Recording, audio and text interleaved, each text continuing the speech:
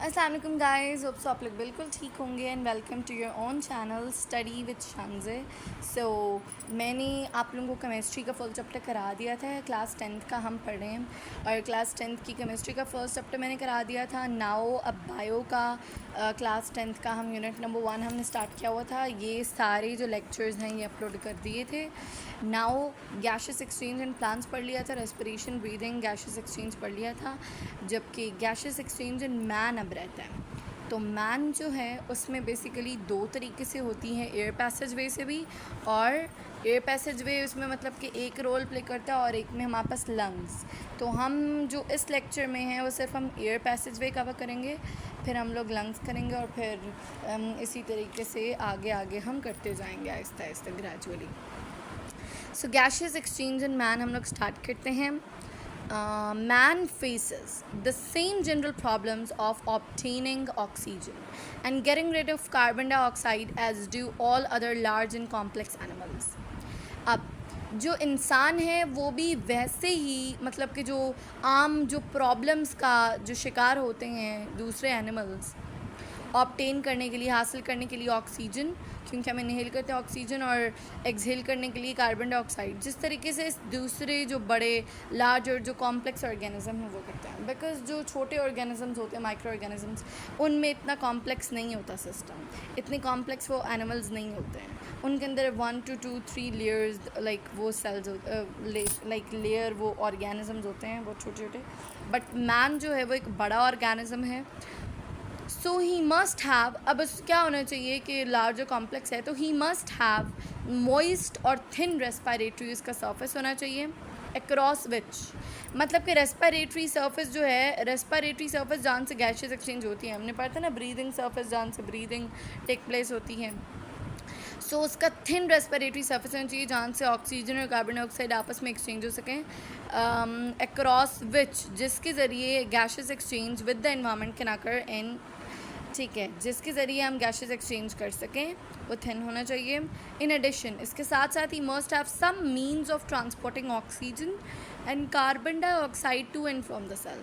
सो उसके पास कोई ना कोई मोड, तरीका होना चाहिए जिसके ज़रिए oxygen and carbon dioxide cell के अंदर जा रही है, बाहर आ रही है, वो हम देखेंगे क्या है। So we breathe in air, अब हमें बोल रहे हैं we breathe in air to get oxygen and breathe out carbon dioxide, this is called gas exchange. ये तो हम पीछे पढ़ चुके हैं, गैसेस एक्सचेंज फर्स्ट लेक्चर में ही हमने ये पढ़ा था इस चैप्टर के, कि हम ब्रीद क्या करते हैं, ब्रीद इन एयर, हम अंदर एयर में हम ब्रीद करते हैं, क्यों, टू गेट ऑक्सीजन, ऑक्सीजन लेने के लिए, और ब्रीद आउट क्या करते हैं हम, carbon dioxide, breathe in oxygen and breathe out carbon dioxide. इसको हम कहते हैं गैस एक्सचेंज। ऐसे बात है, दो गैसेस के दौरान एक्सचेंज है कि भाई एक को हम ले रहे हैं और एक को हम दे रहे हैं, एक को प्लांट्स ले रहे हैं, एक को प्लांट्स दे रहे हैं, और वही हम आपस में प्लांट्स एंड एनिमल जो है वो यूज़ करें लाइक इन्वायरमेंट एंड ऑर्गेनिज्म के दरमियान।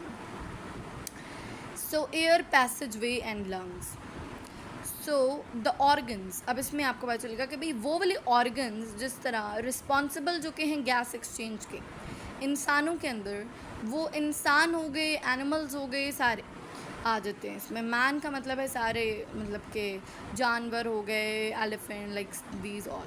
सो for gas exchange in man are the 2 lungs and the air passages which lead to the lungs, कि एयर पैसेज वो वाला जिससे लंग्स का रास्ता आता है, एयर पैसेज लाइक नाक, nostrils, nose, everything like pharynx, larynx, trachea, bronchi and then lungs. तो एयर पैसेज वे जिसके ज़रिए लंग्स आता है। तो बेसिकली आपने पढ़ा है पीछे प्लांट्स में कोई स्पेसिफिक ऑर्गन नहीं होता है। प्लांट्स में गैसेस एक्सचेंज के लिए सिर्फ डिफ्यूजन का मेथड होता है, एंड देन स्टोमेटा से, क्यूटिकल से, लेंटिसेल से, इन सब से basically gases exchange takes place होती है। जबकि जो एनिमल्स हैं लाइक कॉम्प्लेक्स ऑर्गेनिज्म जो कि मैन है, उसमें बेसिकली 2 तरीके हैं, एक होता है एयर पैसेज वे जिसके अंदर काम आता है, और एक लंग्स। और एयर पैसेज वे के ही ज़रिए मतलब कि नोज़, नोस्ट्रल से ही हवा pharynx, larynx, trachea, bronchi, bronchioles and then lungs में जाती है। तो एयर पैसेज वे जो कि लेड करता है, जो कि पहुंचता है लंग्स में ही। ओके, आज के लेक्चर में हम सिर्फ एयर पैसेज वे कवर करेंगे, लंग्स हम नेक्स्ट में पढ़ेंगे, बिकॉज बहुत फिर डिटेल्ड वीडियोज़ आती है तो इतनी लंबी मैं बनाती नहीं हूँ और ना चाहती हूँ बनाना। सो अब अगर हम देखें सबसे पहले, हाँ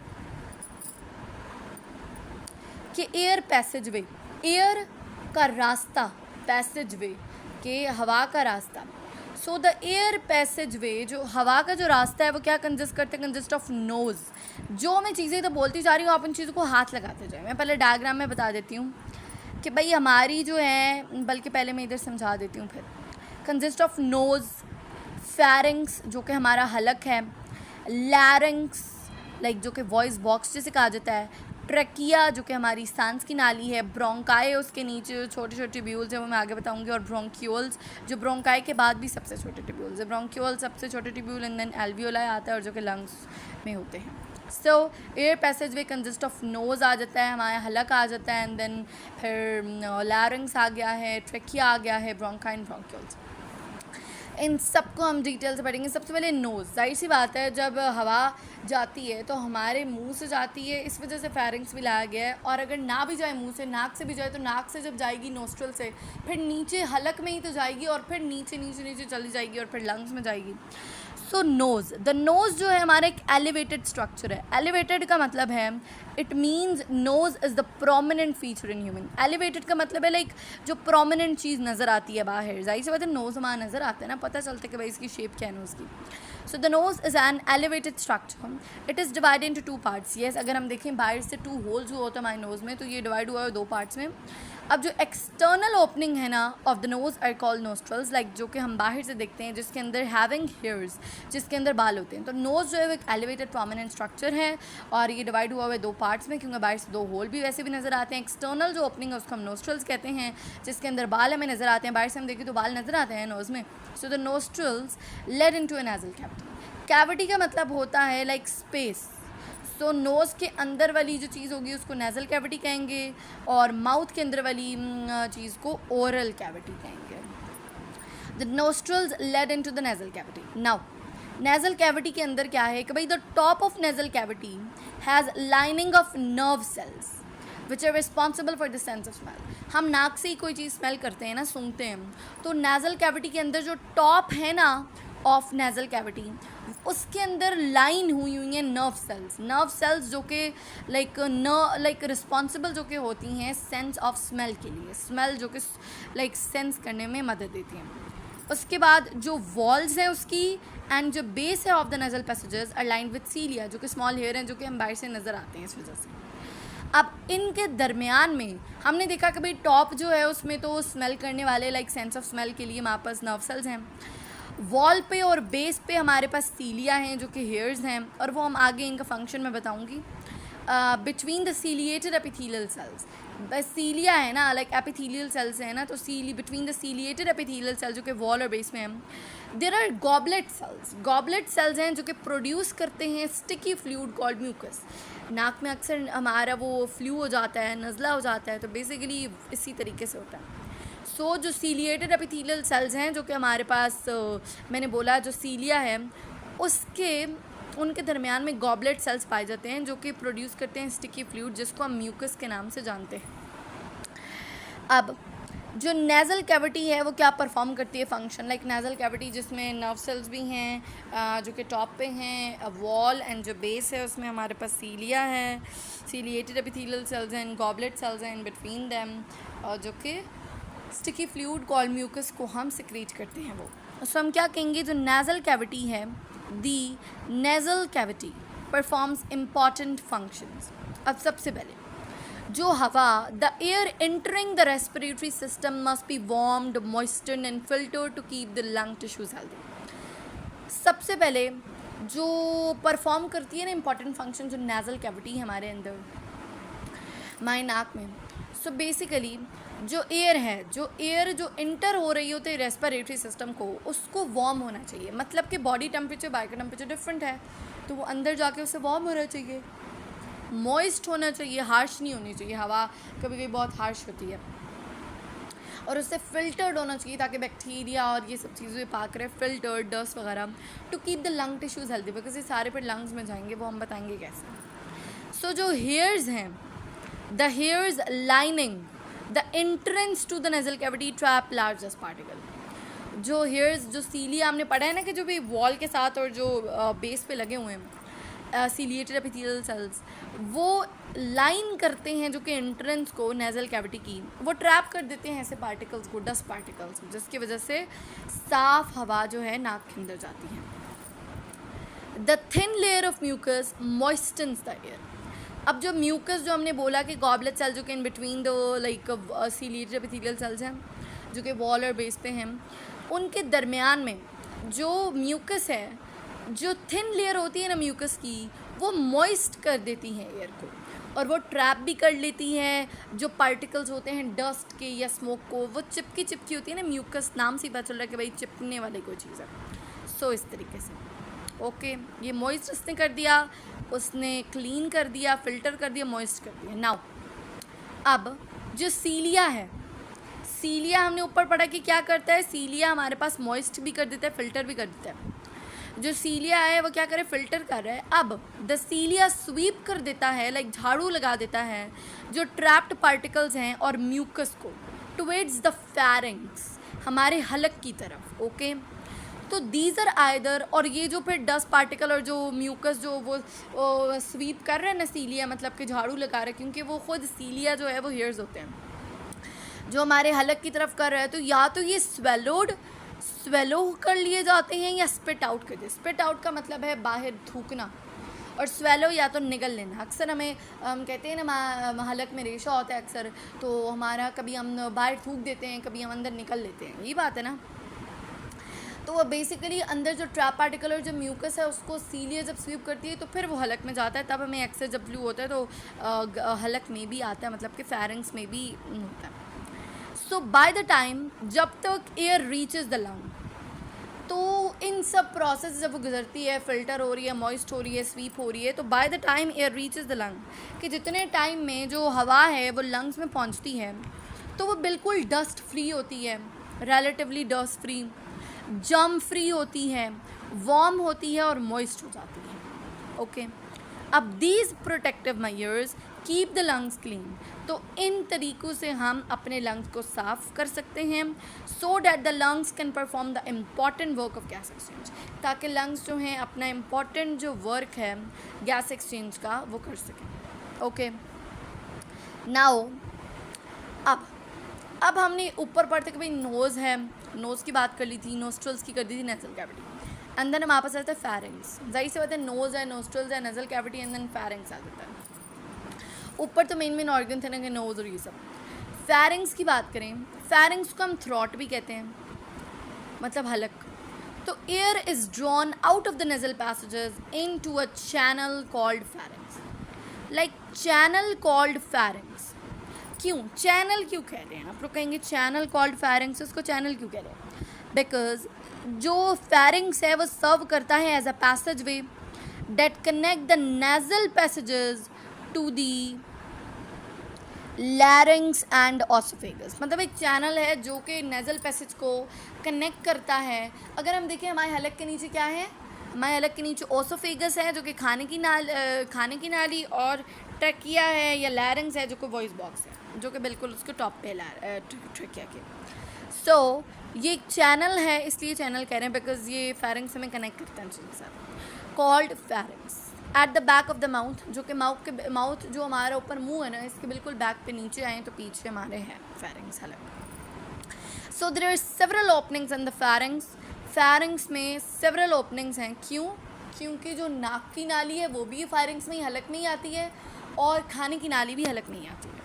यही बात है ना कि जब हम खाना खाते हैं तो हमारे हलक में ही जाता है, जब हम उसका कहते हैं पानी पीते हैं तब भी हलक में जाता है, जब हवा लेते हैं तब भी हलक में जाता है। तो ये क्या है, बेसिकली सेवरल ओपनिंग्स है फेरिंग्स में। अब the air is channelised from the pharynx, अब हलक से लेके इनटू द लैरिंग्स। अब फेरिंग्स जो है, क्योंकि हमें पता है हवा की नाली क्या है, खाने की नाली पीछे होती है, हवा की नाली आगे होती है। देयरफॉर हम आगे से अपना प्रेस करते हैं तो हमारी आवाज़ को भी मैं प्रेस कर रही हूँ तो आवाज़ थोड़ी इस तरह दब जाती है। बिकॉज अगर हम देखें तो कि हम अपने वॉइस बॉक्स को प्रेस करें, फेरिंग्स के बिल्कुल नीचे दो नालियाँ आती हैं, खाने की नाली को ओसोफेगस कहते हैं, एंड जो हवा की नाली है उसको हम ट्रकिया कहते हैं। ठीक है, तो हमारे पास जो आगे ट्रकिया होती है, ओसोफेगस पीछे होती है। ट्रकिया के बिल्कुल टॉप पे एक बॉक्स होता है जिसे आप इस तरह प्रेस करें तो मेरी आवाज़ जिस तरह भी होगी उस तरह हो जाती है। उसको हम कहते हैं लैरिंग्स, जिसको वॉइस बॉक्स भी कहा जाता है। और उसके नीचे मतलब वो बिल्कुल टॉप पे होता है ट्रेकिया के, जो कि सांस की नाली होती है।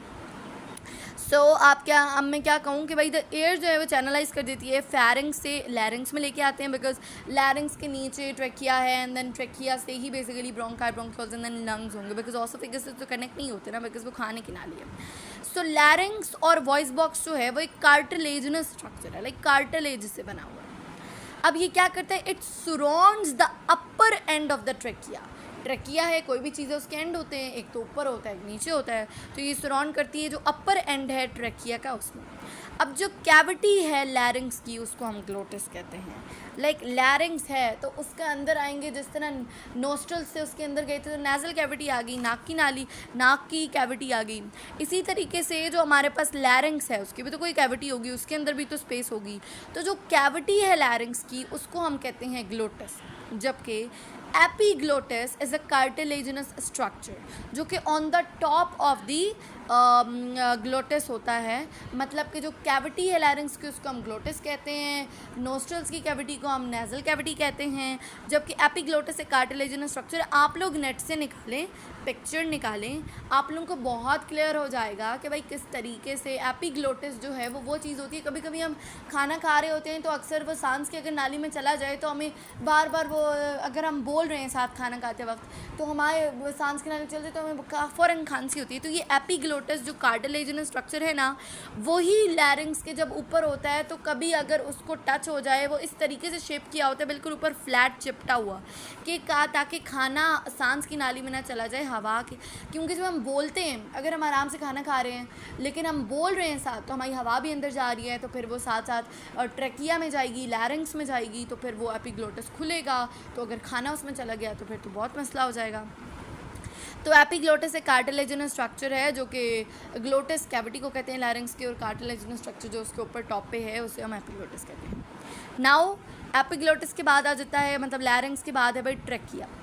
The trachea is a tube.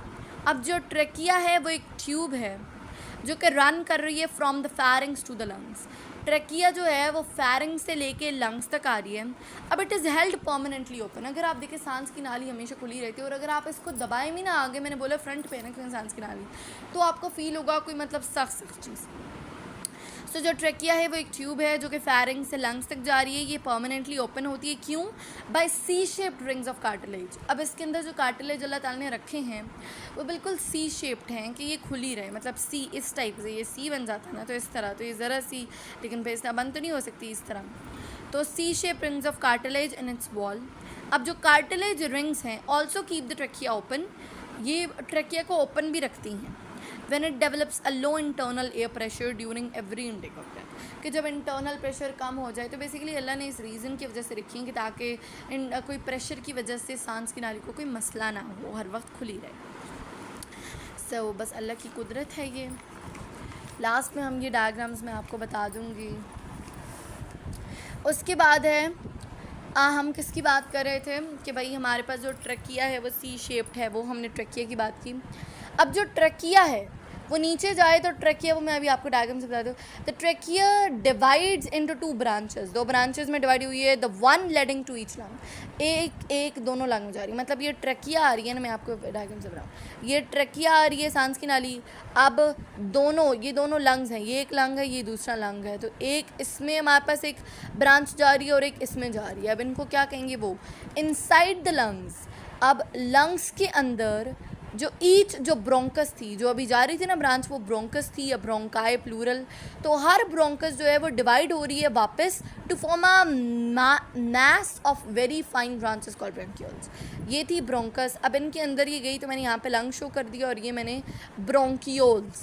सो वापस डिवाइड हो गई तो ब्रोंक्यूल्स। अब ब्रोंकाई जो हैं have irregularly shaped plates of cartilage in its wall which keeps the tube permanently open. तो जो ब्रोंकियोल्स हैं, ये जिस तरह बता रहे हैं ना कि एल्वियोला एंड देन ब्रोंकियोल्स जो हैं, ये अगर आप देखें ये ब्रोंकियोल्स एंड देन एल्वियोला हैं। तो ब्रोंकियोल जो है इनके अंदर भी सी शेप्ड कार्टिलेज अल्लाह ताला ने रखा हुआ है ताकि ये भी परमानेंटली ओपन रहे। सो The bronchioles branch into many short tubes of equal diameter called alveolar ducts. अब alveolar ducts जो हैं वो जब ये alveolar duct हैं तो भाई ये आखिर में ख़त्म किस में हो रही हैं, which end in tiny hollow bags called air sacs. अब जो air sacs हैं इनकी बहुत से bubble like पॉकेट्स होती हैं इनके वॉल में कॉल्ड एल्वियोलाई, जिसको हम एल्वियोलाई कहते हैं, जो कि बहुत सॉफ्ट होता है. The alveoli are the respiratory surface of mammal, जहाँ से ऑक्सीजन और कार्बन डाइऑक्साइड एक्सचेंज होती है. वो मैं अगले लंग्स में आपको बताऊंगी वो किस तरीके से होती है. बेसिकली वो डायग्राम से पता चल रहा है.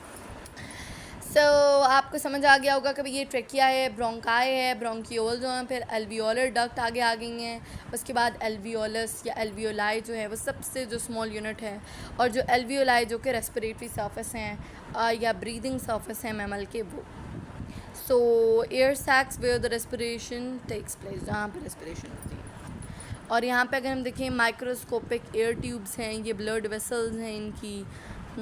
उसके बाद कैपलरीज़ हैं, उसके बाद एल्वियोलाई हैं. कैपलरीज़ और साथ ही आप लोगों ने उसका कहते हैं आर्टरीज़, वेन्स, ये सब तो आपने पढ़ा होगा. इस डायग्राम को भी अगर हम देखें तो ये ओरल कैविटी है. मैंने बोला था खाने की कैविटी ओरल कैविटी, नाक की कैविटी को नेज़ल कैविटी. उसके बाद ये है भाई बाहर की नोस्ट्रल्स, फिर ये पैलेट है एक, ये हमारी इसमें जिक्र नहीं किया गया, ये टंग है, ये लैरिंग्स है जो कि वॉइस बॉक्स मैंने आपको बताया. या अगर आप थोड़े और एक्सप्लेनेशन से लें, और ये फैरिंग्स है जो कि हलक है, एपिग्लोटस जो कि ये दिखना है नाली, जो कि ये पीछे जो ग्रीन वाली ये सांस की, ये खाने की नाली है और ये सांस की. तो ताकि खाना इसमें ना जाए इस वजह से पीछे जाए, इससे टकरा के बेशक पीछे चला जाए. अगर आप साथ साथ बोलेंगे खाना खाते वक्त तो सांस अंदर जाएगी तो ये खुल जाएगा, जिसकी वजह से सांस अंदर जाएगी. तो इस वजह से मसला हो जाएगा. ये ऑसोफेगस बता रहे हैं, मतलब कि खाने की नाली, और ये आगे लैरिंग्स और ये ट्रकिया भी आप लोग मैच कर सकते हैं. कॉन्सेप्ट होगा तो आप खुद भी कुछ कर सकते हैं. ये मैंने आपको समझाने के लिए कि भाई हमारे पास जो नेज़ल कैविटी के अंदर था कि भाई ऑल फैक्ट्री रीजन है, मतलब कि जो ऊपर जो नर्व सेल्स हैं, उसके बाद यहाँ हमारे पास सीलिया जो उसकी वॉल और बेस पे हैं, और दरमियान में भाई म्यूकस जो गॉबलेट सेल्स हैं जो कि सिक्रीट करते हैं. नेज़ल कैविटी आ गई, नोस्ट्रल्स आ गए हैं, ओरल कैविटी आ गई, लैरिंग्स. उसके बाद राइट ब्रोंकस कह दो, राइट लंग कह दो, आपकी अपनी मर्ज़ी. अब फैरिंग्स आ गया है, ट्रकिया आ गई है, left bronchus, and then bronchus is a singular and bronchi is plural. Left lung and then diaphragm, वो भी आप पढ़ेंगे, डायाफ्राम को भी. ये आगे आहिस्ता आहिस्ता हम लेक्चर जब आते जाएंगे तो पता चल जाएगा. और नेक्स्ट लेक्चर में इंशाल्लाह हम लंग्स करेंगे. तब तक के लिए अल्लाह हाफ़िज़.